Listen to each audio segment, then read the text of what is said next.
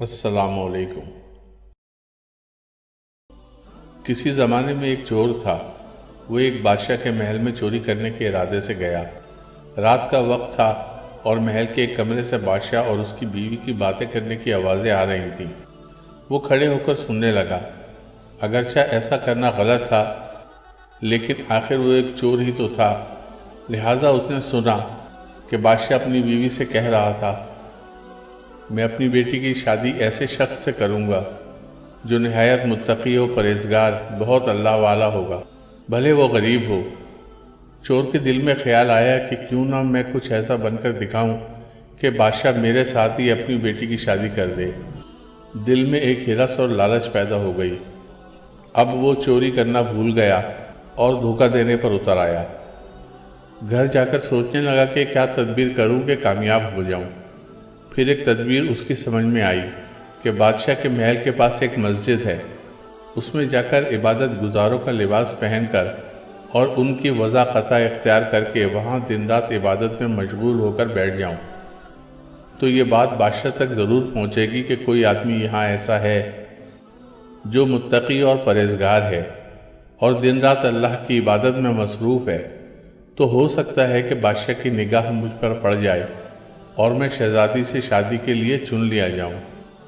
یہ اس چور کا نہایت حقیر اور ذلیل دنیاوی مقصد تھا جس کے لیے اس نے یہ ارادہ کیا۔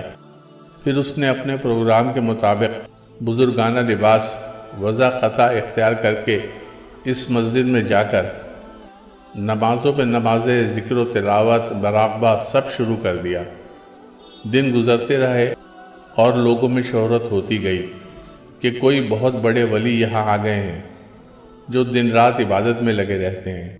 یہاں تک کہ بادشاہ تک بھی یہ خبر پہنچ گئی کہ یہاں کوئی اللہ والے آ کر بیٹھے ہیں، جوان، زہد و عبادت میں لاجواب، تقوی و طہارت میں بے نظیر۔ اب بادشاہ نے اپنے ارادے کے مطابق غور و فکر شروع کر دیا کہ شہزادی کے بارے میں جو سوچا تھا اس کے لیے اسی کا انتخاب کیوں نہ کر لیا جائے۔ بادشاہ نے اس سلسلے میں بات کرنے کے لیے اپنے وزیر کو بھیجا۔ وزیر اس چور کے پاس مسجد پہنچا اور بادب ہو کر اس سے کہا، میں آپ کی خدمت عالیہ میں بادشاہ کی طرف سے ایک پیغام لایا ہوں۔ اس نے پوچھا، کیا پیغام ہے؟ وزیر نے بتایا کہ بادشاہ کئی سال سے یہ فیصلہ کر چکے تھے کہ اپنی بیٹی کا نکاح اس شخص سے کریں گے جو بڑا متقی اور اللہ والا ہو، اور ان کی نظر انتخاب آپ پر آ کر رک گئی ہے، لہٰذا بادشاہ نے مجھے بھیجا ہے کہ اس سلسلے میں آپ سے گفتگو کروں۔ یہ شخص جو دراصل اسی تمنا میں یہاں آ کر بیٹھا تھا، بہت دیر تک وزیر کی بات سنتا رہا۔ اس کے بعد اس کی آنکھوں سے آنسو جاری ہو گئے۔ وزیر نے پوچھا، کیا بات ہے؟ تو کہنے لگا، آج جو پیغام آپ لے کر آئے ہیں یہ پیغام مجھے منظور نہیں ہے۔ وزیر نے کہا، کیوں منظور نہیں؟ اس شخص نے کہا، دیکھیے میں صاف صاف آپ کو بتاتا ہوں کہ میں دراصل ایک چور تھا۔ ایک مرتبہ بادشاہ کے محل میں چوری کے ارادے سے گیا تھا۔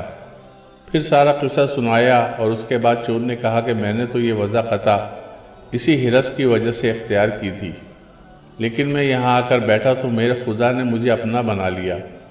اب اس کے بعد مجھے کسی اور چیز کی ضرورت نہیں، میرے لیے خدا ہی کافی ہے۔ وزیر ناکام چلا گیا۔ بے شک جب عبادت عبادت ہو جائے، نماز نماز ہو جائے، ذکر ذکر ہو جائے اور ہماری دیگر عبادتیں واقعی عبادتیں ہو جائیں تو یہ انسان کو ہر برائی سے روکتی ہیں۔ دوستو، اگر آپ کو ویڈیوز پسند آتی ہیں تو پلیز اس کو لائک، شیئر اور سبسکرائب کریں۔ شکریہ۔